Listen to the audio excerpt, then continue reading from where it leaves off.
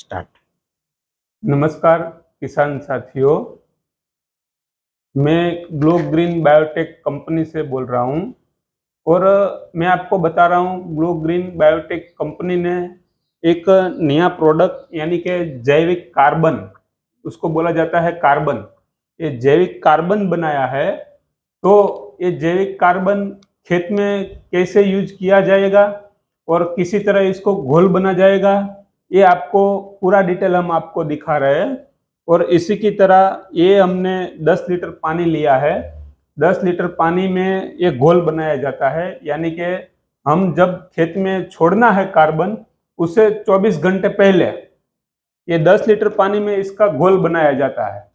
यानी कि ये 10 लीटर पानी का डिब्बा है और इसको ये कार्बन लिया है, ये 600 ग्राम कार्बन है।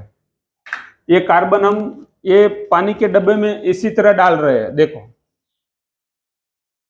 ये इसको ऐसे डाल दिया जा रहा है कार्बन को 10 लीटर पानी में घोल बनाने के लिए।